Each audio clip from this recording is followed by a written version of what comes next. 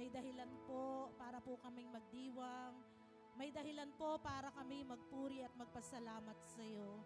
Sapagkat ikaw na Diyos na namatay, ngunit pagkaraan ng 3 araw ay muling nabuhay. At ngayon ay buhay na buhay at nasa amin pong kalagitnaan. Salamat, Panginoon, sa katotohanan ito na kaming lahat ay hindi po naging talunan. Ganap at naging kompleto po ang tagumpay ng bawat isa po sa amin nang ikaw ay muling mabuhay. Kaya sa umaga pong ito'y tigib po ng kagalakan ng aming mga puso. Punong-puno po kami ng pasasalamat at pagsamba ngayong umaga. At hayaan mo, Panginoon, ang bawat pagsamba, ang bawat pag-awit na ginagawa po namin ay maging katanggap-tanggap, Panginoon, sa iyong dakilang harapan. Kami ay patuloy po na lumalapit sa iyo ng may pagpapakumbaba. Ano man ang nakikita mong karamihan sa aming puso, isip, Panginoon, sa aming mga labi, sa aming puso at buong pagkatao, mga nagawa namin sa iyo at sa aming kapwa, kami sa umagang ito humihingi po ng tawad. Hinihiling po namin ang paghuhugas ng iyong banal na dugo sa amin pong buong pagkatao, sa aming puso at kaluluwa, upang sa aming pong pagsamba sa umaga pong ito, maging katanggap-tanggap at kalugod-lugod ang buhay ng bawat isa po sa amin. At naniniwala po kami, Panginoon, na kami po sa umagang ito'y nilinis mo at hinugasan mo ng iyong banal na dugo. At tunay nga, O Diyos, ang damit ng katwiran ng Panginoong Hesus, ang robe of righteousness, na idinamit mo sa buhay ng bawat isa po sa amin. At sa umagang ito, meron po kaming tiyak na pananampalataya, katapangan na lumalapit sa iyong trono. Pagpalain mo, Panginoon, ang gawain ito ngayong umaga. Hayaan mo na ikaw lamang ang maparangalan at maitaas. Ikaw po ang maging bida sa umaga pong ito. Ikaw ang maitaas at maparangalan sa amin pong mga buhay at sa amin pong kalagitnaan. Let, Lord, your name be magnified and glorified in this place. Habang patuloy po naming pinagdiriwang, Panginoon, ang iyong muling pagkabuhay sa umaga pong ito. Nawa ang mga mensahe po na aming marinig ay magpaalala, Panginoon, na kaming lahat ay matagumpay. Hindi po kami talunan, Panginoon. Kami, Panginoon, sa iyong muling pagkabuhay, kasama po kaming lahat, Panginoon, sa iyong muling pagkabuhay. Salamat po, Panginoon, and we pray, Lord, pakabalutan mo ng makapangyarihan mong dugo ang buhay ng bawat isa po sa amin, maging ang lugar na ito, Panginoon, walang gawa at walang plano po ng kaaway ang magtatagumpay sa individual na buhay namin at sa amin pong kalagitnaan as we declare Jesus is Lord over our lives. Jesus is Lord over this place. Jesus is Lord over this worship healing service this morning. Maraming pong salamat. Ine-claim po namin na matagumpay na gawain ngayong umaga sapagkat ikaw ay nasa aming kalagitnaan, Panginoon. Maraming pong salamat. We thank you, Lord. We glorify your name this morning, oh God. Thank you, Lord. Thank you, Jesus. Thank you, Lord. Pasalamatan po natin ang ating Panginoon. Hallelujah. Hallelujah, Jesus. Hallelujah, Lord. Hallelujah, hallelujah, hallelujah. Oh, thank you, God. Thank you, Jesus. Thank you, Holy Spirit, in this place. Thank you, Lord. Thank you, Jesus. Maraming pong salamat. At sa umagang ito, bayaan mo po na maibalik po namin ang pinakamataas na pagpupuri, pagluwalhati at pagsamba sa pangalan po ng aming Panginoong Jesus. Amen and amen. Palapakan po natin ang Panginoon. Hallelujah, hallelujah, hallelujah. Praise God, praise God, praise God. Ano po, tayo pong lahat ay makakaupo na ngayong umaga. Praise the Lord. Nawa po ay nasa isang maganda at komportableng upuan na po ang bawat sa atin. Pwede ho bang pakitingnan yung ating nasa kanan? Praise the Lord, yung ating nasa kaliwa. At sabihin po natin sa Kanya, pwede bang wag mo muna akong kausapin ngayong umaga? Ako'y makikinig ng salita ng ating Panginoon. Amen? So, wala mo na akong kwentuhan. At dalangin ko po, dahil tayo po ay matagumpay, wala hong matutulog. Amen po? Wala pong anak ng Diyos na naging matagumpay ang natutulog sa kalagitnaan po ng salita ng Diyos. Amen po? Kaya sa umaga pong ito, naniniwala po tayo na sama-sama ho nating i-welcome at i-celebrate ang muling pagkabuhay ng ating pong Panginoong Hesus-Kristo. Yan. Katulad po ng ating opening prayer po kanina, may dahilan para po tayo ay magdiwang. May dahilan po para tayo ay magsaya. May dahilan po para tayo magpuri at magpasalamat sa Panginoon. Bakit po? Bakit po, mga kapatid? Ang Panginoong Jesus ay muling nabuhay. So, ang ating pong title sa umaga pong ito, hindi naman po tayo pakakatagal ngayong umaga, ang ating pong mensahe ay Revelation of Christ's Resurrection. Revelations of Christ Resurrection. Sorry po, nagkamali po ako ng aking pong pag-type. Revelation of Christ Resurrection. Christ po yon. Sorry po. Revelation of Christ Resurrection. So kung meron po kayong Bible, ay pwede pang i-turn ho natin dito po sa aklat ng Matthew chapter 28, 1 to 10. At sa mabilis po na ating pong pagkukwento, ay ating pong titingnan ang mga talatang ito sa Matthew chapter 28, 1 hanggang 10. Ayan po. Sabi po rito, kukwento ko po, ay nung unang araw ng sanglinggo, ito po ay Sunday, after ng pagdiriwang ho ng Paskwa, ay bigla pong lumindol ng napakalakas. Sabi po gano'n, lumindol po ng napakalakas. At yung pong malaking bato na nasa bunganga po nung pong kuweba kung saan po nakalibing ang ating Panginoong Kristo ay bigla hong gumulong. Gumulong po. At bigla pong may anghel na bumaba mula sa langit. At dito nga po ay makita natin na ang tsura po ng anghel ay talagang maningning yung muka para pong araw sa katanghaliang tapat. At ang kanyang damit po ay busilak. Hindi ho matitingnan ng tao, sino mang tao, yung kanyang damit na puting-puti. Yung po mga bantay po sa libingan, sila po ay hinimatay sa takot. Nung makita po nila yung anghel na bumaba, nakaupo sa bato, nagnininging kasuotan, at pagkatapos po ay ang mukha ay hindi matingnan para pong sikat ng araw sa katanghaliang tapat, yung pong mga sundalong nagbabantay doon po sa libingan ay hinimatay sa takot. Kaya dito po sa Matthew na ating pong initial verse, sa Matthew 28 verse 6, ayan po. Tayo po ay nasa New King James Version, sabi po dito, ito rin po ay nakasulat sa Mark 16:6, Luke 24 verse 6. Tingnan ho natin, babasahin po natin ang aklat ng Matthew chapter 5 verse 6. Sabi po dito, but the angel answered and said to the woman, do not be afraid, for I know that you seek Jesus who was crucified. He is not here. Sabi po, He's not here. He is risen. As He said, come, see the place where the Lord lay. Sinabi nito sa mga babae, huwag kayong matakot. Alam kong hinahanap ninyo si Jesus na ipinako sa krus. Wala na siya rito. Wala na siya rito sapagkat siya'y muling nabuhay. Tulad ng kanyang sinabi, halikayo, tingnan ninyo ang pinaglagyan sa kanya. Nababasa ko ba natin sa likod? Okay lang ho, nababasa natin sa likod. Praise the Lord. So, ito pong mga talatang ito, ang nagpapatunay po na ang Panginoong Jesus ay wala na po sa libingan. Amen po? Ang ebidensya po at ang malaking katibayan ay ang libingang walang laman. Amen po? Wala hong laman yung libingan. Empty tomb. At ang sabi po ng anghel, wala siya rito. Siya'y muling nabuhay. Alam niyo po, ito po ang magandang balita. Ang Panginoong Jesus ay muling nabuhay.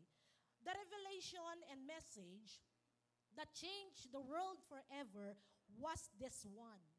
Alam niyo ba kung ano ang nagpabago sa buhay ko, sa buhay natin, sa course ng mundo, sa takbo ng mundo sa mga darating pang panahon? Ay nakapaloob ho sa mga salitang ito. Matthew 26 verse 8. He is not here. He is risen.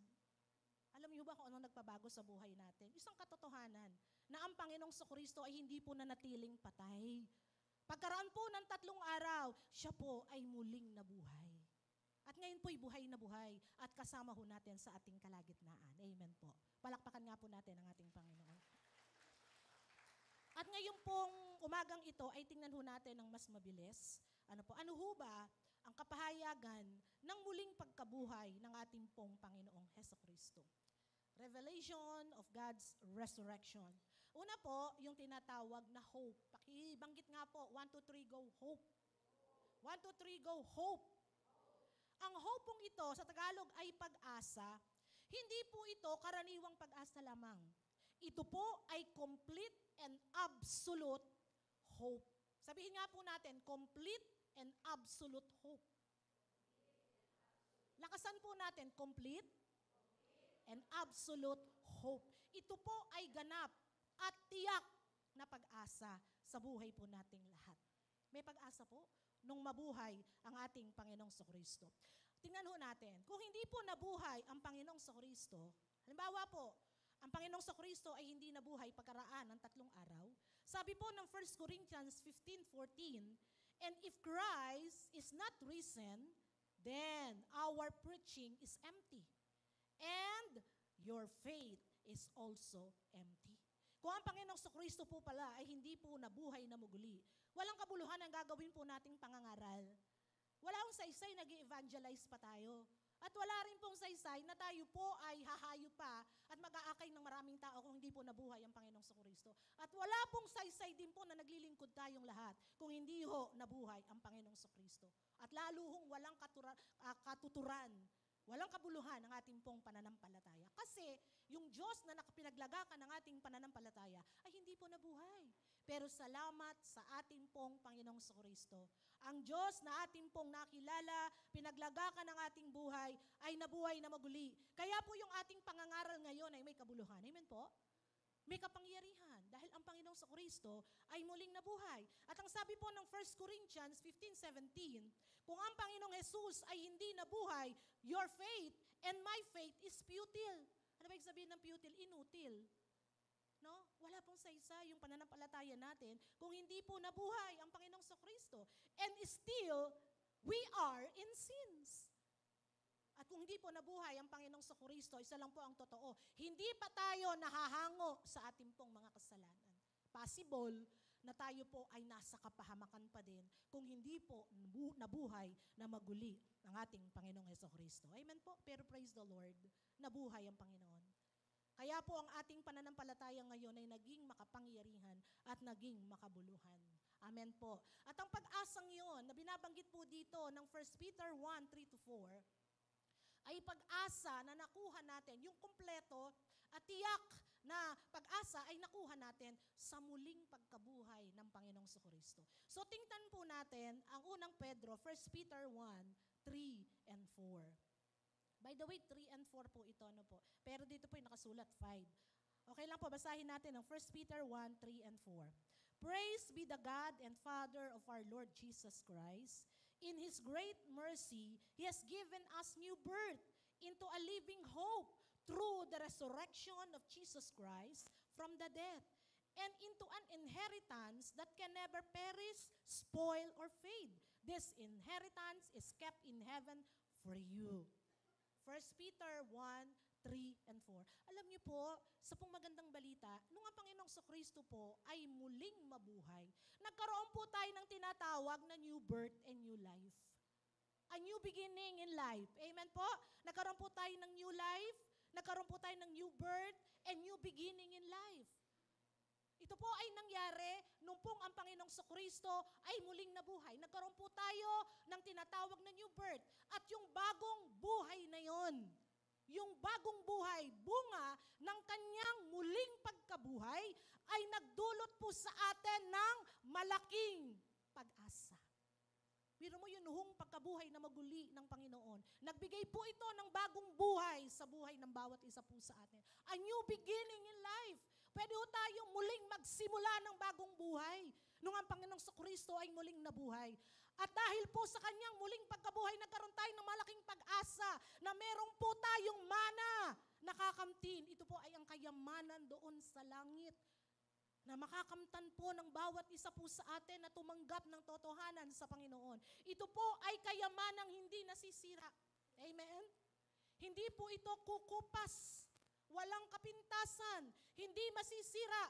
At ito po ay naghihintay sa bawat isa po sa atin at nakalaan sa atin doon po sa langit. Amen po? Maraming salamat sa Panginoon dahil tayo po ay nagkaroon ng pagkakataon na makasama doon sa muling pagkabuhay ng Panginoon. Nung tanggapin ho natin si Jesus bilang Panginoon natin at sariling tagapagligtas. Sa tayo po ngayon ay may new life. Amen? May bagong buhay. Sabi po ng 2 Corinthians, di po ba? 7:14, ang nakipag-isa kay Kristo Jesus ay bago ng nilalang. Ang mga dating bagay ay lumipas na sa kanyang buhay at siya ngayon ay bago ng buhay. 2 Corinthians 5:17, sorry. Siya po ngayon ay may bagong buhay sa harap ng ating Panginoon. Kaya po tayo may new life na ngayon. May new beginning. At may inaasam ho tayo na bagong buhay. Malaking pag-asa sapagkat ang Panginoon ay muling nabuhay. At hindi lang po yon, hindi lang po sa langit. Habang tayo po ay narito sa lupa, at naghihintay sa pagbabalik ng ating Panginoon, meron po tayong pag-asa habang tayo po'y narito. 1 Peter 5:7, sabi po ng Panginoon, meron tayong pag-asa na habang tayo narito sa mundo, ang Panginoon ang mangangalaga sa buhay ng bawat isa po sa atin.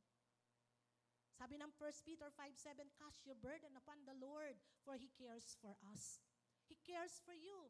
Sabi, ipagkatiwala natin ang lahat ng kabalisahan natin sa ating Panginoon sapagkat ang Diyos ang nangangalaga sa buhay ng bawat isa. Mga kapatid, kung meron po sa ating kalagitnaan, nawawalan po siya ng pag-asa sa buhay. Parang, Panginoon, parang hopeless ako sa mga panahong ito. Parang lungkot na lungkot ako, Panginoon. May problema ako, Panginoon, na taglay sa aking puso. Mga kapatid, huwag tayong matakot. Nagdulot po ng malaking pag-asa ang muling pagkabuhay ng Panginoon. Kung meron man po sa ating kalagitnaan, nawawala na ho ng pag-asa sa buhay. O kaya po, nawawala na ho tayo ng pananampalataya sa Panginoon. Marami tayong tanong sa Diyos.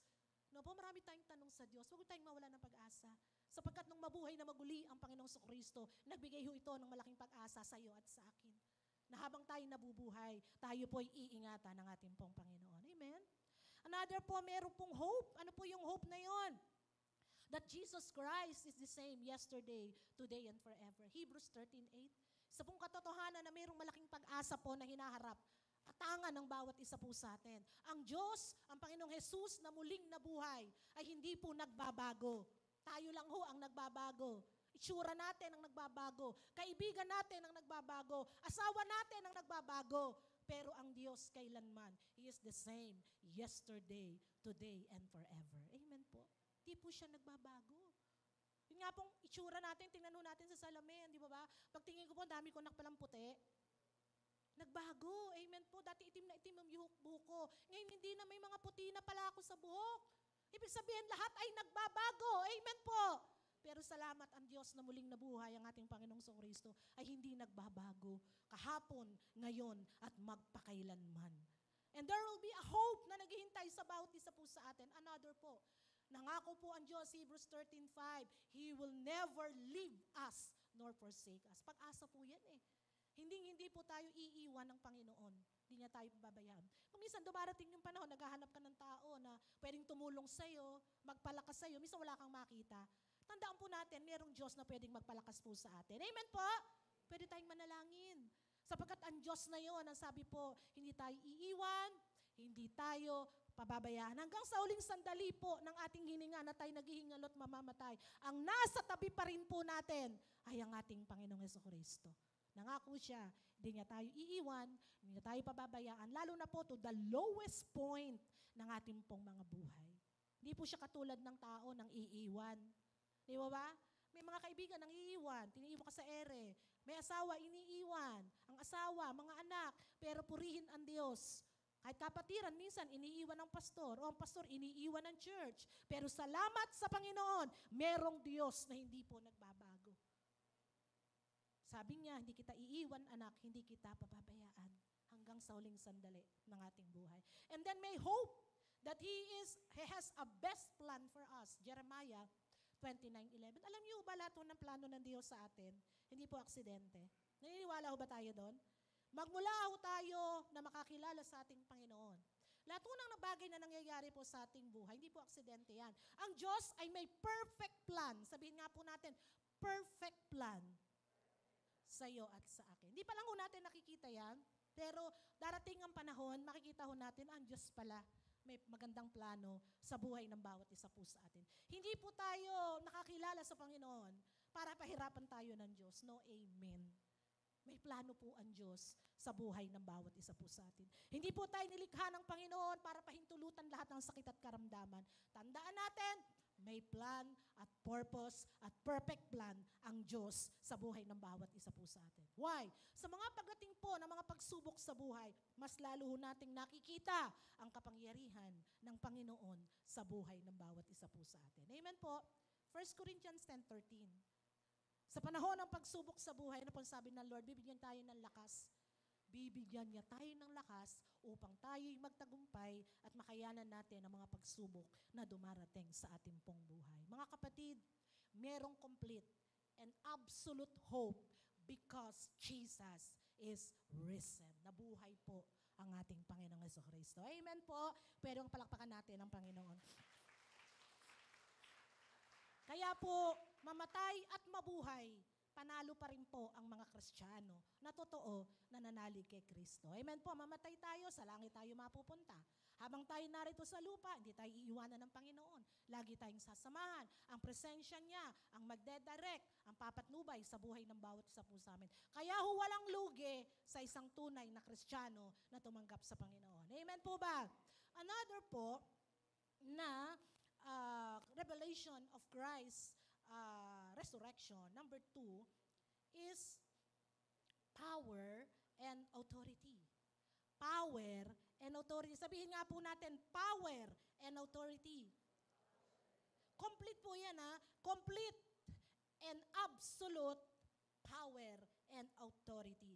Alam niyo po, nung ang Panginoong Jesucristo po ay muling mabuhay, doon sa mga patay, nakuha po niya ang lahat ng mga kapangyarihan, autoridad, na ninakaw ng kaaway sa ating lahat. Kinuha po yun ng Panginoon sa buhay ng bawat isa po sa atin. Sabi po dito sa John 14 verse 30, ano po ang sabi dyan? John 14:30, I don't have, New Living Translation po itong binabasa ko po. New Living Translation. Kasi wala po yung sa NIV at wala po rin po sa New King James Version, yung pong salitang, He has no power over me. Diyan lang po sa New Living Translation. Sabi po dito sa New Living Translation, I don't have much more time to talk to you because the ruler of this world approaches. He has no power over me. Ang Panginoong Jesucristo po mismo nagsasalita nito. He has no power over me. Hindi po kailanman natalo ang kapangyarihan ng Panginoong Jesucristo. At kahit po kailan, wala hong kasamaan ang pwedeng manalo sa kabutihan. Wala hong kasamaan at pwedeng manalo sa kapangyarihan ng Panginoong Jesucristo. Sabi po ang Panginoong Jesucristo ay merong tinatawag na awesome power and authority over all things. Meron po siyang kahangahangang kapangyarihan sa lahat ng kanyang mga nilikha. Kahanga-hanga ang kapangyarihan po ng ating Panginoong Jesus. Even the gates of hell cannot prevail against Jesus and against us. Kita niyo po, kahit po ang kapangyarihan, ang pintuan ng impyerno, ay wala hong kapangyarihan sa Panginoong Jesucristo at sa buhay ng bawat isa po sa atin. Nung ang Panginoong Jesucristo po ay muling mabuhay, kumpleto, naging absolute ang kapangyarihan po ng ating Panginoong Jesucristo. Sabi po sa Matthew 16:18 to 19. Tingnan natin ito.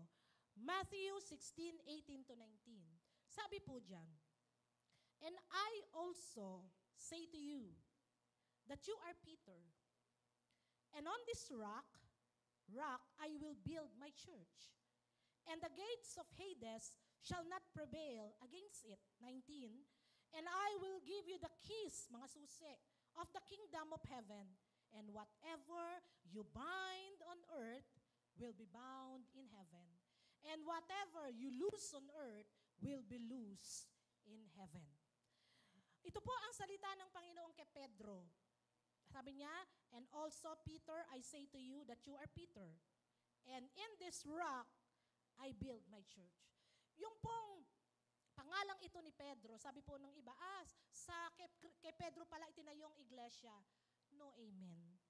Because ang ibig sabihin po ng Peter, small stones or pebbles. Maliliit na bato. Ang ibig sabihin po nito, maliliit na bato o pebbles. Pwede bang itayo ang church sa isang batong maliit? Hindi po. Ang tinutukoy pong church dito na itatayo ng Panginoon, sabi po, and on this rock, I will build my church. Ang rock pong tinutukoy dito ay walang iba kundi ang Panginoong Kristo. A big, big rock. Amen po. Na kung saan po itatayo ang church ng ating pong Panginoong Kristo. So ang church, kung saan po nakatayo ang church, ang rock, kung saan po nakatayo ang church ay walang iba kundi sa ating Panginoong Kristo. At ang sabi po ng Colossians 1:18, ang church na ito ay pag-aari ng Panginoon. At siya po ang head ng church na tinutukoy po ng Panginoon na nakatayo sa rock. Walang iba kundi ang Panginoong Kristo. So ang foundation po ng faith ng bawat isa po sa atin ay walang iba kundi ang pinakamatatag sa lahat. Walang iba kundi ang ating Panginoong Jesus. Amen po. Amen po. Pinakamatatag rock na unshakable. Hindi po ito matitinag. Rock to napakatatag. Hindi po siya matitinag.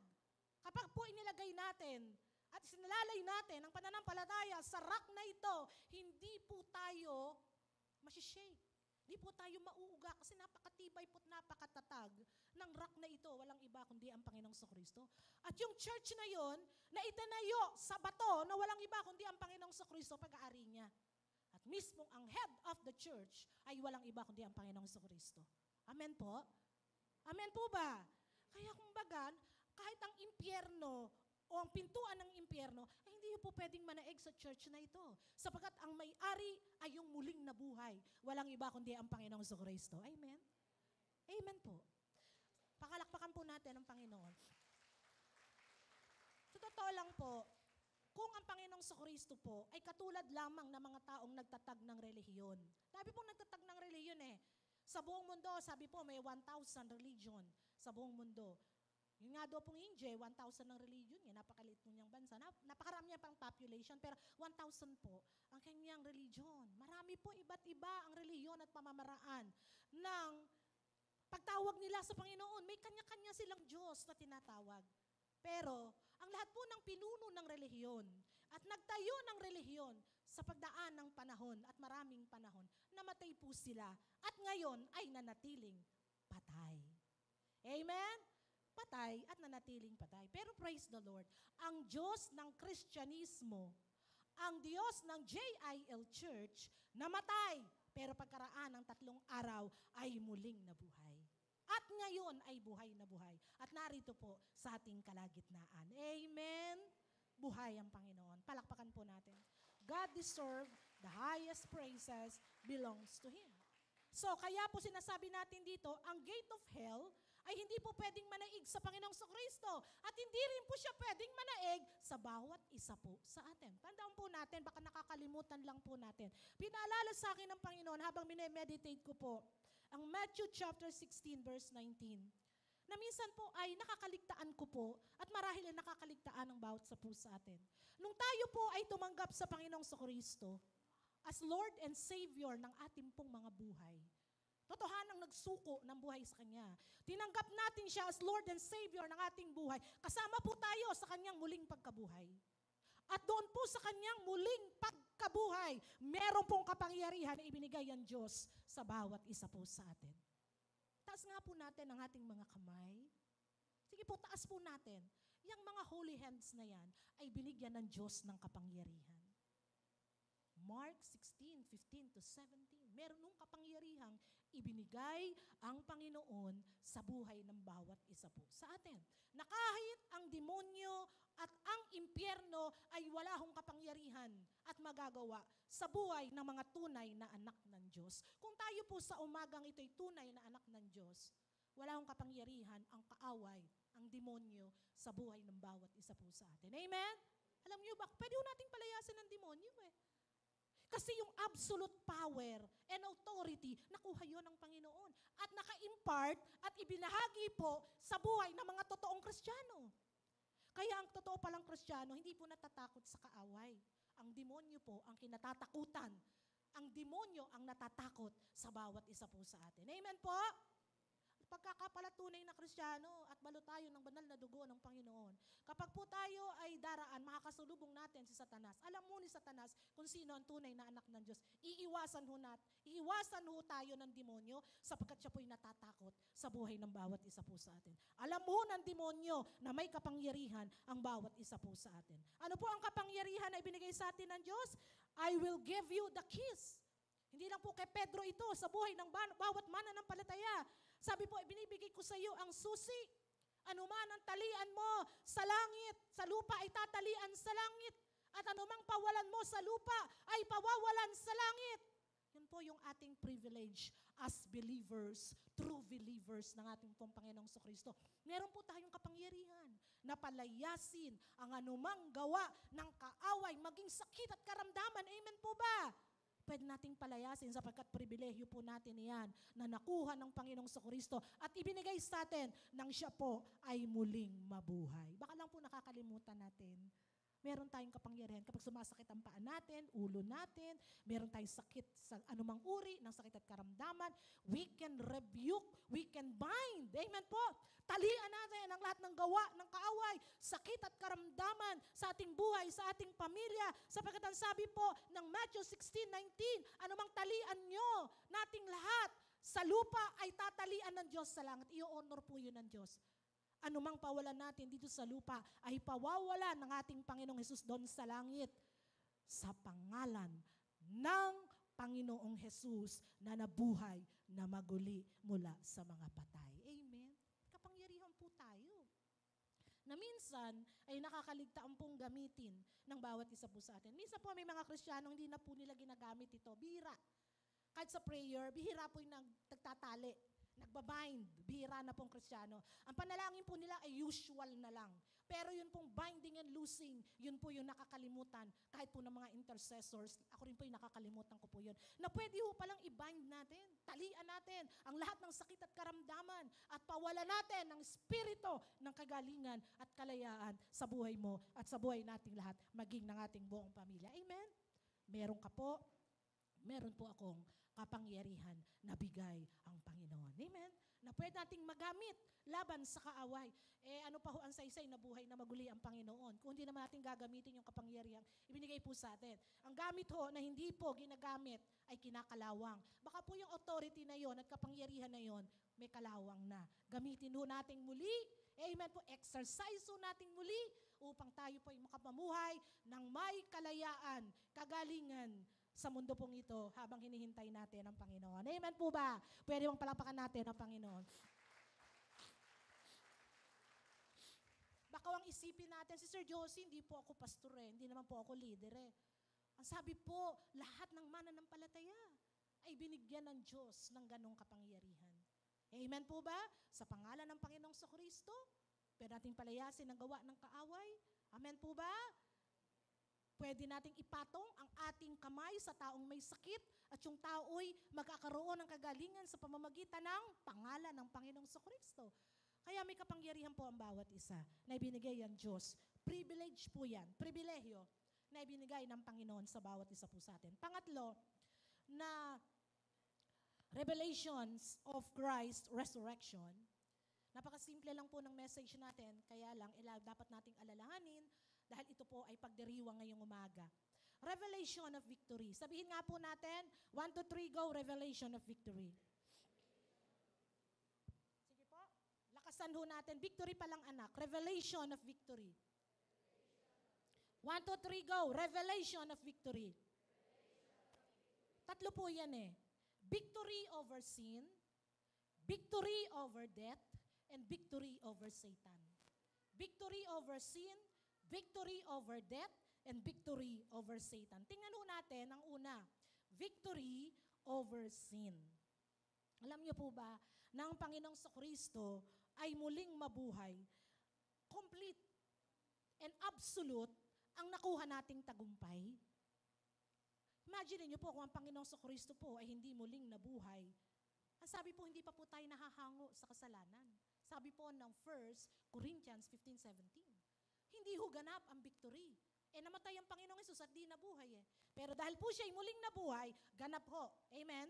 Complete and absolute yung tagumpay na nakuha ng Panginoon doon po sa kanyang muling pagkabuhay.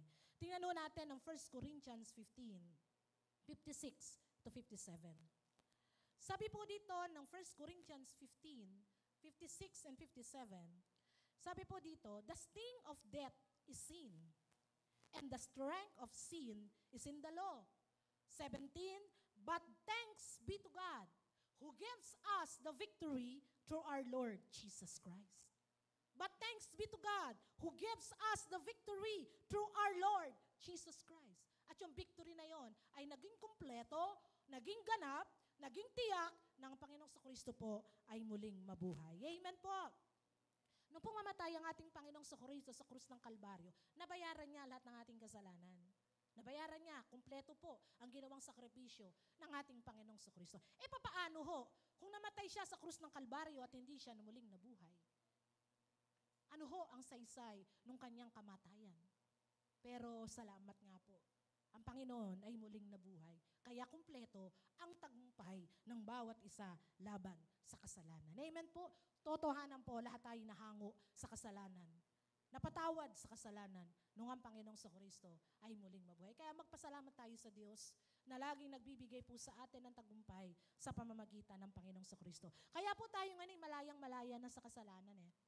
Diba? Ramdam mo natin sa ating buhay na wala na po tayong appetite sa kasalanan. Amen po? Amen po ba? Wala tayong appetite.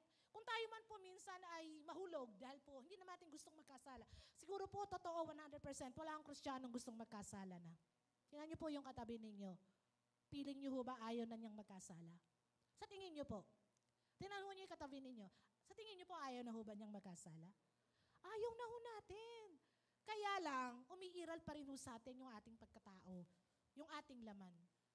Although pinalaya na po tayo ng Panginoon, meron tayong complete at absolute victory over sin. Minsan po dahil nga tayo nasa laman pa, nananaig pa rin ang laman po sa atin. Pero walang Kristiyano ang gustong magkasala. Dahil doon po sa ginawang pagkabuhay ng Panginoong Kristo, tagumpay ho tayong lahat laban sa kasalanan. Amen? Amen po. Another po, victory over death. Victory over death. Katagumpayan laban sa kamatayan. Naging kumpleto po at absolute ang tagumpay ng Panginoon laban sa kamatayan. Noong po ang Panginoong Kristo ay mamatay at muling nabuhay, tinalo niya ang kasalanan eh. Pero merong pong kaaway o kalaban na kailangan po niyang talunin. Ang kahuli-hulihan pong tinalo niya ay ang death. Amen po ba? Kamatayan. Kailangan patunayan niyang siya'y Diyos at makapangyarihan sa lahat. Kailangan patunayan niyang yung kanyang mga salita ay totoo. Kailangan muli siyang mabuhay. Although lagi po sinasabi ni Brother Eddie, nung po ang Panginoong Kristo ay mamatay doon sa krus ng Kalbaryo, di po ba? At siya po'y nabuhay. Ginawa ho ng lahat ng impyerno, ang lahat ng demonyo, ang lahat ng kanilang magagawa para pigilan ang muling pagkabuhay ng Panginoong Kristo. Kaya nga po nung mamatay ang Panginoong Kristo, di ba lagi nating narinig to kay Brother Eddie? Sabi po ng mga Bible scholar, totoo po, nagkaroon ng victory proclamation sa impyerno nung mamatay po ang Panginoong Kristo. Bakit? Kala po ng demonyo at mga kampon niya, nung mamatay ang Panginoong Kristo, tapos na ang laban, panalo na sila. Sabi, namatay na ang tagapagligtas. Atin na ang kaluluwa ng napakaraming tao. Pag sila'y namatay sa impyerno sila, mapupunta. Kaya tuwan-tuwa ho sila. Nag-victory proclamation ng lahat ng kampo ng demonyo doon po sa impyerno. Pero ang hindi po nila alam, pagkaraan ng 3 araw, muling bubuhayin ng Panginoong Kristo. Wala ho silang nagawa nung ang Panginoong Kristo ay muling mabuhay. Amen po ba? Nabuhay ang ating Panginoong Kristo. Kaya po, nilupig niya, natalo po niya ang kamatayan dahil sa kanyang muling pagkabuhay. At alalahanin nun natin, ito ay victory din po sa bawat isa po sa atin. We have victory over death. Bakit ho? Kung ang Panginoong Kristo ay muling nabuhay, tayo pong nanalig at nagkaroon ng pananampalataya sa Panginoong Kristo, isang araw, manampalataya ho tayo'y muling bubuhayin. Amen? Kung tayo po ay hindi pa po aabutan ng rapture of the church at mamatay po tayong lahat. Sabi po ng 1 Thessalonians 4, 15 hanggang 17. Sa unang tunog ng trumpeta at malakas na utos ng arkanghel, ang mga naunang nanalig kay Kristo, tatay natin, kapatid natin, lolo, lola, kamag-anak, tito, tita, na namatay, na Kristiyano, totoong mananampalataya, sila po ang unang bubuhayin.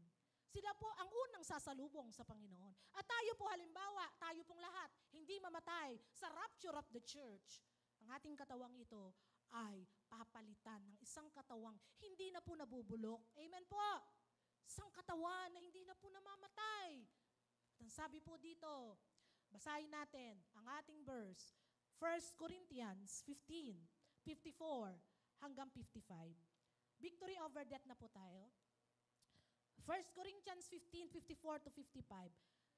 So, when this corruptible has put on incorruption, and this mortal must put on immortality, then shall be brought to pass the saying that is written, death is swallowed up in victory.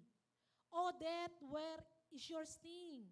O Hades, where is your victory? Kapag napalitan na ng walang pagkabulok ang nabubulok, at napalitan na ng walang kamatayan ang namamatay, matutupad ang nasasaad sa kasulatan. Nalupig na ang kamatayan. Amen po. Ganap na ang tagumpay. Nasaan o kamatayan ang iyong tagumpay? Nasaan o kamatayan ang iyong kamandag? Nung mamatay po ang Panginoong Jesucristo at muling nabuhay, may pag-asa po na haharapin ng bawat isa po sa atin. Amen po. Ikaw at ako ay muling bubuhayin ng ating Panginoong Jesus. Amen po ba?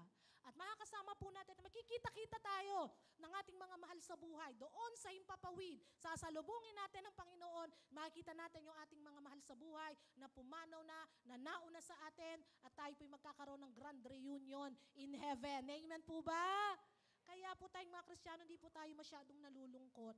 Kapag namatay po, ang mga mahal natin sa buhay, okay po, nalulungkot tayo, talagang ganon, pero hindi po nagtatagal. Dahil alam mo natin ang katotohanan ito ang nawala lang ay yung katawan nila. Pero ang totoong mahal natin sa buhay ay buhay doon sa kabilang buhay. Amen po ba? At sila, pagdating ng araw, ay muli nating makakasama, magpakailan-kailanman sa piling ng ating Panginoon. Ang tanong, pinananaligan po ba natin ang mga katuroang ito? Sige nga po, pinananaligan ho ba natin ang mga katuroang ito? Mahina po. Amen. Panampalatayanan ho natin yan sapagkat ito ay magkakaroon ng katuparan sa buhay po nating lahat. And then, victory over Satan. Victory over Satan. Complete and absolute victory over Satan. Colossians chapter 2, verse 15. Colossians chapter 2, verse 15. Sabi po dito, having disarmed principalities and power, He made a public spectacle of them, triumphing over them in it. Sa pamamagitan ng kanyang kamatayan sa krus, nilupig niya ang pinuno at kapangyarihan ng sanlibutan. At ang mga ito'y parang bihag na kanyang ipinarada sa madla bilang katunayan ng kanyang pagtatagumpay. Nung ang Panginoong Jesucristo po ay mamatay sa krus ng Kalbaryo, nagtagumpay siya laban sa kaaway. Pero kailangang maging kumpleto po ito. Maging absolute. Maging ganap at lubusan ang kanyang kapangyarihan laban kay Satanas. At ito po ay naging complete and absolute ng ang Panginoong Jesucristo po pagkaraan ng 3 araw ay muling nabuhay. Tangan niya ang lahat ng susi para po labanan ang gawa ng kaaway. Amen po? Meron siyang mataas na pangalan. Pwede natin itong gamitin. At ang sabi po ng 1 John 4:4, tayo pong mga mananampalataya. Naalala ho ba natin ang 1 John 4:4? Mas makapangyarihan ang Espiritu at Diyos na sumasa atin kaysa sa Kanya na nasa sanlibutan pertaining to Satan. Amen po ba? Yung Espiritu, yung Diyos na nasa atin ay mas makapangyarihan kaysa kay Satanas at sa Diyos ng sanlibutan. Meron tayong kapangyarihan na bigay ang Diyos at tangan po ito ng mga tunay na mananampalataya ng Panginoong Jesucristo. At tayo po yun. Amen po ba? Meron tayong victory over Satan. Tandaan natin naman katuruan ito. Pagkat mahalaga po ito sa ating pakikibaka, sa ating buhay pananampalataya. Ang Kristiyano po kailanman ay hindi naging talunan, sapagkat ang ating Panginoong Kristo ay nanalo at nagwagi laban. Saan po? Sa kamatayan. Siya po ay muling nabuhay. Amen? Amen po ba? Kaya tayo rin po. Sabi ng 1 John 4:4, may kapangyarihang tangan tayo. Kanina pa po natin binabanggit. Sapagkat mas makapangyarihan po ang Diyos na nasa atin, ang Diyos na tinanggap natin, ang Panginoong Kristo laban kay Satanas at sa kampo niya at laban sa sanlibutan. Amen po. And then the fourth, the revelation of Christ, resurrection. Pang-apat po ay revelation of His faithfulness. Kapahayagan ng katapatan ng ating Panginoon. Tapat po ang Diyos. At nung po siya'y muling nabuhay, pinatunayan niyang tapat siya sa kanyang mga salita, mga pangako at gawa. Tingnan ho natin ang Matthew 24, verse 35. Matthew chapter 24, 35. Heaven and earth will pass away, but my words will by no means pass away. Sabi po dito, langit at lupa ay lilipas, ngunit ang mga salita ko kailanman ay hindi lilipas at di magwawakas. All His words are true that we can depend on. Ang mga pangako at salita po ng Diyos ay pwede po nating panghawakan sa ating buhay. Pwede tayong maging depende doon po sa salita ng ating, dependent doon po sa salita ng ating Panginoon. Sapagkat ang Diyos po, ang sabi ng Numbers 23:19, hindi siya katulad ng tao na sinungaling. Amen po? Lahat ng kanyang pangako at sinabi ay mangyayari at matutupad. Sabi po sa Isaiah 40 verse 8, New King James Version, the grass withers, the flowers fade, but the word of our God stands forever. Ang mga damo ay matutuyo at ang mga bulaklak ay kukupas, ngunit ang salita ng Diyos ay mananatili magpakailanman. Mananatili po ang salita ng Diyos. Ano po ang kaugnayan ng sinasabi po natin kapahayagan ng kanyang katapatan? Kung matatandaan po natin, 3 beses pong binanggit ng Panginoon, yung pong nalalapit niyang kamatayan. Si Pedro, pinagsabihan niya. Kanyang mga alagad, lagi po niya itong binabanggit 3 times. Jesus mentioned about His death and resurrection 3 times. 3 beses. Binanggit ho ng Panginoong Kristo yung kanyang haharaping paghihirap hanggang sa kamatayan niya doon sa krus ng Kalbaryo. Pero, nangako po siya na siya'y muling mabubuhay. Sa Matthew 16:21, Matthew 16:20, yung mga nagja-jot down notes po dito, i-jot down na lang po natin. Matthew 16:21, Matthew 17:22 hanggang 23, Matthew 17:22 hanggang 23, Matthew 20:17-19, yan po yung mga talata na nagbabanggit po na ang Panginoong Kristo, siya mismo, salita niya po ito, binanggit niya sa kanyang mga alagad, na siya'y pahihirapan, mamamatay, pero pagkaraan ng 3 araw, siya'y muling mabubuhay. At ang mga salitang po ito ng ating Panginoong Kristo, bagamat marahil ay hindi matanggap ng kanyang mga alagad, o kaya hindi nila mapaniwalaan, pero yung salita po niya ay nagkaroon ng katotohanan. Sa Matthew 28 verse 6, sabi po ng anghel, wala na siya rito, siya'y muling nabuhay. Sa pong katotohanan, anuman ang sinabi ng Panginoon, anuman ang kanyang mga pangako, 100% ito ay magkakaroon ng katuparan. Amen po ba? Totoo ang salita ng Diyos. Minsan po nag-aalinlangan po tayo doon sa salita ng Panginoon dahil tao lang tayo. Minsan parang mahirap paniwalaan. Pero ang totoo pala, lahat ng nananalig at nagtitiwala sa ating pong Panginoon at sa kanyang mga salita, makukuha ho natin ang katuparan ng kanyang mga pangako, kakibat ng kanyang mga salita. Amen po ba? Because His word is powerful and God is so faithful. At ang revelation pong ito ay nangyari, yung kanyang faithfulness nung siya ay muling nabuhay. Mga kapatid, ano po ang mga pangako ng Diyos sa atin na ating pinangahawakan ngayong 2025? Ano po yung mga pangako ng Diyos na pinangahawakan po natin? Huwag po natin niyang bitawan. Kahit po minsan, yung nakikita ho natin taliwas doon sa ating kiniklaim at ipinagpe-pray, huwag po natin i-give up yan. Amen po? Panghawakan ho natin yan sapagkat alam nating iyan ay tutuparin ng Panginoon sa buhay ng bawat isa po sa atin. Ako po kasi, yung last 2024, ang aking pong verse na pinanghawakan ay ang Jeremiah 29 verse 11. For I know the plans I have for you, plans to prosper you and not to harm you. Isa po sa prayer na nasa aking puso, na alam ng Diyos, gusto ko pong magkaapo. Amen po ba? Lord, gusto kong magkaapo. Bagamat imposible dahil may PCOS, meron pong thyroid ang aking anak. Pero alam niyo, binigay ho ng Diyos. 2024. At nung makita ko po yung mga listahan ng mga answered prayer, mga answered prayer na hindi ko po, nakalimutan ko po. Kasi po ako may mga notes po ako, ano yung hiniling ko, at ano yung titugon ng Panginoon. Ang dami po palang tinugon ng Diyos ngayong 2024 sa buhay po namin at sa aking pamilya na minsan po ay nakakalimutan ko. Salamat na lang dahil isinulat ko. Amen po ba? Ang dami po pala na mga pagpapala hanggang sa uli po, December, may mga pagpapala po, hindi ho material, pero mga pagpapala po na ibinigay ang Diyos sa buhay namin. Sabi nga pong ganon, kalakip ng katapatan ng Panginoon sa buhay ng bawat isa po sa atin. Ngayon po yung aking apo, 1-year-old na po, ngayong May. Amen po ba?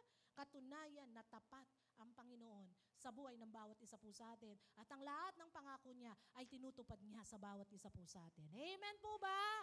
Palakpakan ho natin ang Panginoon. Galing ho ng Lord. Alam ko po ang bawat isa po sa atin, maraming tayong prayer sa ating mga puso. Yung iba rin po, walang apo, ngayon may apo na. Amen po. Kaisa-isa. Sabi ko, kaisa-isang apo ko lang yan. Wala nang kaagaw yan. Kaisa-isa na apo na binigay ng Lord sa bawat isa po sa atin. Mga pangako ng Diyos. Kung kayo po ay nagja-jot down ng mga answered prayer, kaya maganda po yun para hindi po tayo, kumbaga nalulungkot o kaya po ay nag-aalinlangan sa pangako ng Diyos. Kung meron tayong panalangin, isulat natin. At alam mo nating sumasagot ang Diyos. Amen po. Dami yung sinagot ng Diyos na panalangin po pala namin. Isa-isa ko ang dami pala na nakalimutan ko. Salamat na lang kasi sinulat ko. Thank you, Lord. Silang po ang masasabi ko, ang revelation of Christ's resurrection, ang kapahayagan nito ay ang katapatan ng Panginoon sa buhay ng bawat isa po sa atin. Tapat ang Diyos, kahit minsan, hindi na po tayo tapat sa Panginoon. Amen? Tapat ang Diyos. And the last one po, is the revelation of eternal life. That's very important. And the last one, revelation of eternal life. Ito ay ang kapahayagan ng buhay na walang hanggan. Alam niyo po, kahit po ano man ho mangyari sa buhay po nating ito, tanawin ho natin ang isang napakagandang pangako ng Panginoon. Tayong lahat na tumanggap sa Panginoong Kristo ay meron po tayong buhay na walang hanggan. We believe that eternal life is rooted in the resurrection of Jesus Christ. Alam mo natin na ang buhay na walang hanggan ay nagsimula, nagugat sa muling pagkabuhay ng Panginoong Kristo. His resurrection and empty tomb, yung pong muling pagkabuhay ng Panginoon, at ang libingang walang laman, it declares, nagdedeklara po ito, and it reveals about the eternal life through Jesus Christ. Yung po ang muling pagkabuhay ng Panginoon, at yung libingang walang laman, ito po ay nagpapatunay, nagpapahayag, nagdedeklara sa buhay na walang hanggan na makukuha po natin sa pamamagitan ng muling pagkabuhay ng Panginoong Kristo. Amen po ba? We have the important gift of eternal life. Wala po tayo sa eternal death. Wala po tayo doon sa walang katapusang kamatayan.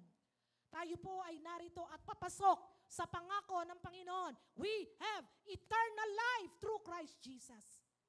Ito po pinakamahalaga. Ano man ang mangyari sa buhay natin ito? May buhay tayong walang hanggan. Tandaan po natin, ang buhay po natin sa mundong ito, lahat po'y mamamatay talaga. Una-una lang ho. Pero ang tanong,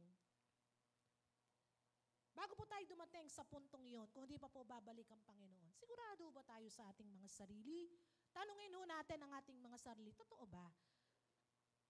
Na ako'y totohanang nagsuko ng buhay ko sa Panginoon? Ako ba talaga ay may buhay na walang hanggan? Kailan po makasasagot niya natang Panginoon? You and the Lord. Because it is very personal. Do you have eternal life? Hindi ho porket pinanganak tayo sa isang Kristiyanong pamilya, lahat po tayo Kristiyano at mapunta ng langit. No, amen. Ang pagkilala po at pagtatamasa, pagkakaroon ng buhay na walang hanggan, it is very, very personal. Amen po ba?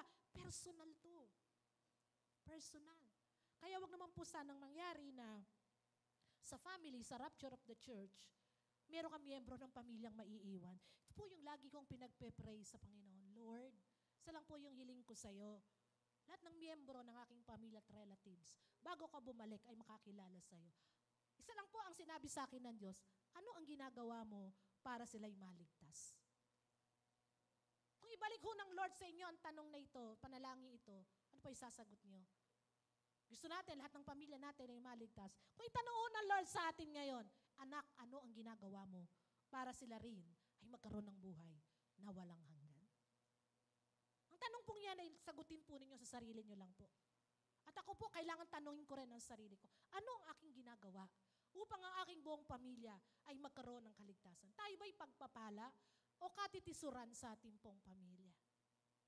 Pagpapala ba ako sa aking family? Pala ba ako sa aking mga anak, sa aking magulang, sa aking kapitbahay? No, kailangan po abutin ho natin sila sapagkat gusto natin sila ay magkaroon ng buhay na walang hanggan. John 11:25 hanggang 26, sabi po dito, ito po yung conversation ni Jesus at ni Martha. Martha and Jesus, nung mamatay po, si Lazarus na best friend ni Jesus. Sabi po ng John 11:25 to 26, Jesus said to her, I am the resurrection and the life. He who believes in me, though he die, he shall live. And whoever lives and believe in me shall never die. Sabi po ni Jesus kay Martha, do you believe this? Naniniwala ka ba dito? Nananalig ka ba? Sabi po ng Panginoong Yesus, ako ang muling pagkabuhay at ang buhay. Sino mang nananalig sa akin, bagamat mamatay, ay muling mabubuhay. At sino mang nabubuhay na nananalig sa akin, kailanman ay hindi na mamamatay. Pinananaligan mo ba ito? Naniniwala ka ba rito? Tanong din po ng Panginoon, naniniwala ho ba tayo rito? Ikaw lang po ng Panginoon ang nakakaalam ngayong umaga. But definitely, lahat po ng totohanang tumanggap kay Jesus as Lord and Savior ng kanyang buhay, totohanang nagsuko ng kanyang buhay sa Panginoon. Ang tao pong iyon, sabi ng 1 John 5:13 hanggang 15, ay merong tinatawag na buhay na walang hanggan. Sabi po, ang pinananahanan ng anak ng Diyos ay may buhay na walang hanggan. Ngunit wala nito ang hindi pinananahanan ng anak ng Diyos. 1 John 5:13 to 14. Ngunit wala nito ang hindi pinananahanan ng anak ng Diyos. Sabi niya, sinusulat ko sa inyo, sabi ni John, ang mga bagay na ito upang kayo'y manalig at manampalataya na ang nananampalataya sa Panginoong Kristo ay may buhay na walang hanggan. Amen? Tayo pong nananalig. Totohanang naglagak ng buhay sa Panginoon ay may buhay na walang hanggan, na pinakamahalagang dapat ay mayroon po ang bawat isa po sa atin. Naging ganap po ang kaligtasan ng Panginoon, ng Panginoong Kristo ay muling mabuhay. Ganap ang kaligtasan ng bawat isa po sa atin. Tiyak na may langit na naghihintay. Kayaman ang inihanda ng Lord sa buhay ng bawat isa sa mga taong tunay na nagdagak ng buhay sa Panginoon. Amen po ba? Sabi po ng John 10:18. Sabi po ng John 10:18. Ano po ang sabi diyan? He has the power to give and take His life. Death has no power in Jesus. Sabi po ng John 10:18, no one takes it from me, but I lay it down of myself. I have power to lay it down, and I have power to take it again. This command I have received from the Father. Sabi po ng John 10:18, walang makakakuha ng kanyang buhay kung hindi niya ito ibibigay. Binigay niya talaga ang buhay niya, kusang loob. Walang makakakuha ng buhay ng Panginoon. Kusa niya po itong ibinigay At kusa niya rin po itong naibalik sa kanya. Sapagkat ang author of life ay walang iba kundi ang Panginoong Kristo. Siya ang may-ari ng buhay. Binigay niya ang buhay niya at siya po ang may kapangyarihang kumuha ulit ng buhay niya. Death has no power in Jesus. Wala hong kapangyarihan ang kamatayan sa ating Panginoong Kristo. At ito pong kapangyarihang yon ay nakuha po at na-impart sa buhay ng bawat isa po sa atin. Sabi po ng Acts 2:24 Tagalog, sabi po dito, Tagalog, subalit siya'y muling binuhay ng Diyos at pinalaya sa kapangyarihan ng kamatayan. Hindi ito maaaring mamayani sa Kanya. Yun nga pong yung una pong slide, yung slide na yan, bago po ang Acts 2:24, ayan, sabi po, death has no power in Jesus. Sabihin nga po natin, death has no power in Jesus. Malakas po at may power. 1, 2, 3, go. Death has no power in Jesus. Mas malakas pa po. Death has no power in Jesus. With faith and with power. Death has no power in Jesus. Wala hong kapangyarihan ang kamatayan sa ating Panginoong Jesus sapagkat siya ay muling nabuhay. Palakpakan po natin ang ating Panginoon. At this time, it is a time to celebrate po yung time na tayo magdiwang, magpuri at magpasalamat sa Diyos na makapangyarihan, na muling nabuhay at ngayon ay buhay na buhay at narito po sa ating kalagitnaan. Amen po ba? Amen. Palapakan pong muli natin ang ating Panginoong Jesus. Hallelujah, Lord. We praise you, Jesus, for you have risen. Nabuhay kang maguli, Panginoon. Wala ka na po sa daigdig ng mga patay. Ang empty tomb, ang libingang walang laman, Panginoon, ang nagpapatunay na ikaw ay muling nabuhay. At ang witness, tayo po tayong lahat ang witness. Ang mga saksi nang nakakita po ng muling pagkabuhay ng Panginoon. Marami yung nakakita ang kanyang mga alagad. Nagpakita siya sa 500 disciples.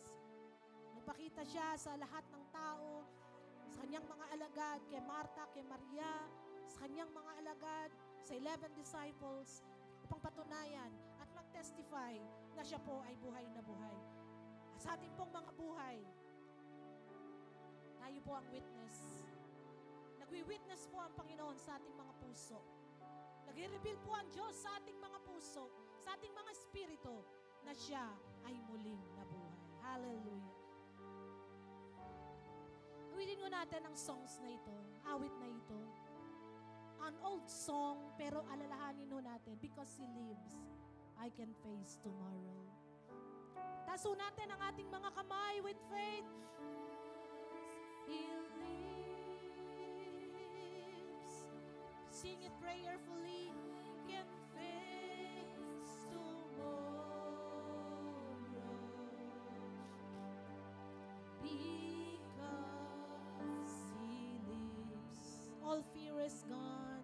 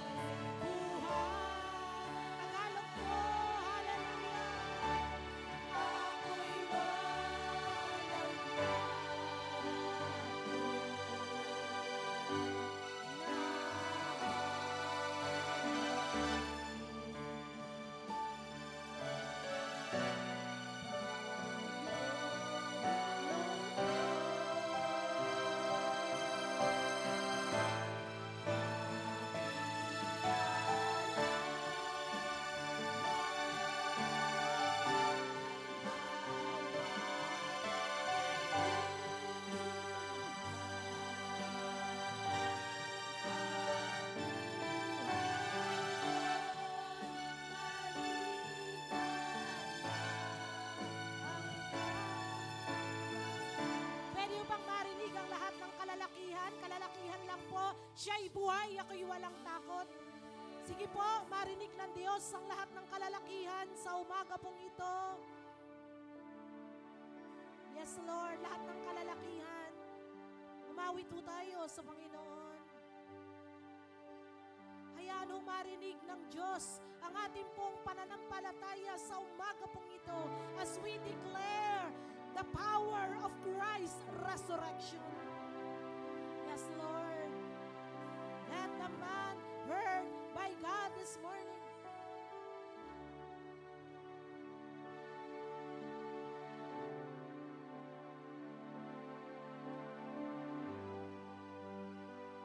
Yes, Lord.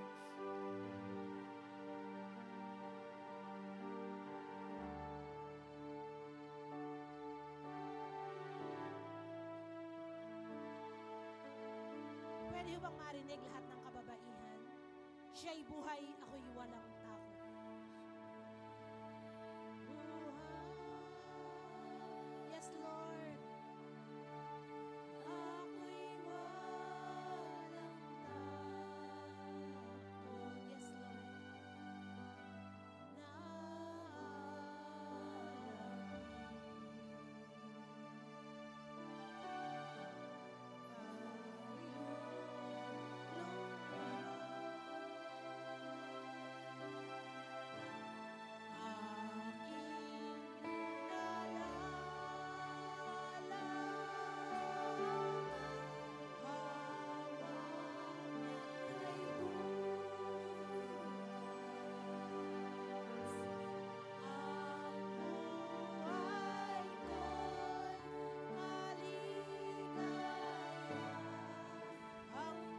Everybody now, siya'y buhay, ako'y walang takot.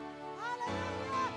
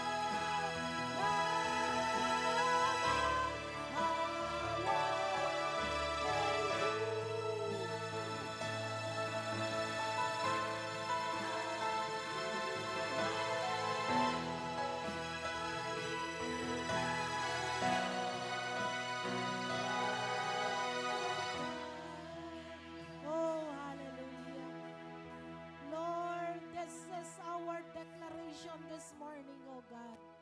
Dahil ika'y buhay, wala kaming takot at pangamba. Buo ang aming pananampalataya, anuman ng pinagdadaanan namin sa mga oras na ito at pagdadaanan namin sa mga darating na panahon. Wala kaming dapat katakutan. Wala kaming dapat ipag-alinlangan. Huwag kaming sumuko, Panginoon. Huwag kaming tumigil sa aming pananampalataya at paglilingkod sa iyo.